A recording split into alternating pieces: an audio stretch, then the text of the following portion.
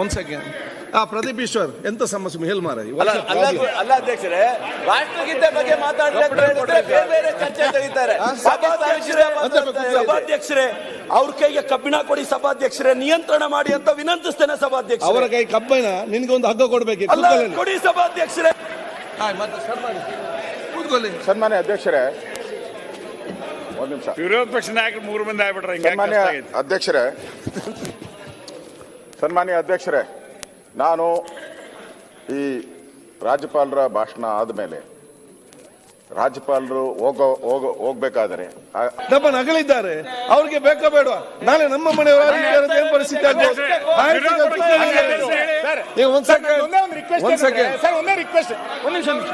ನಂದು ಒಂದೇ ಒಂದು ರಿಕ್ವೆಸ್ಟ್ ಏನಂದ್ರೆ, ಪ್ರದೀಪ್ ಈಶ್ವರ್ ಸರ್, ನೀವು ಅಸೆಂಬ್ಲಿಗೆ ಬಂದದ್ದು ಸಂತೋಷ, ಅದು ಈ ರೀತಿಯದ್ದು ನೀವು ಕೂತ್ಕೊಳ್ಳಿ. ಪ್ರದೀಪ್ ಅವರೇ,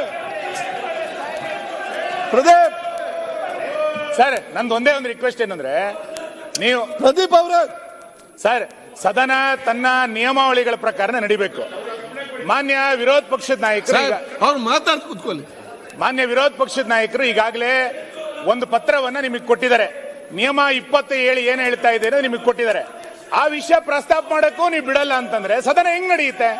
ನಾವ್ ಹೇಳ್ತಾ ಇರೋದು ಏನಂತ ಕೇಳಿದ್ರೆ, ನೀವು ಎಚ್ ಕೆ ಪಾಟೀಲ್ ವಿಷಯ ಪ್ರಸ್ತಾಪ ಮಾಡಿದ ನಂತರ ವಿರೋಧ ಪಕ್ಷದ ನಾಯಕರಿಗೂ ಒಂದು ಶಬ್ದ ಮಾತಾಡ್ಲಿಕ್ಕೆ ಕೊಡ್ಬೇಕಲ್ಲ. ರಾಷ್ಟ್ರಗೀತೆ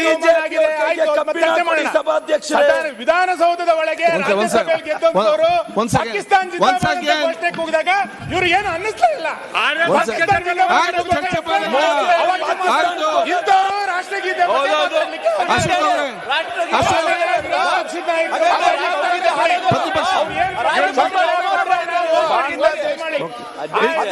ನಿಯಮ 27 ಉಲ್ಲೇಖ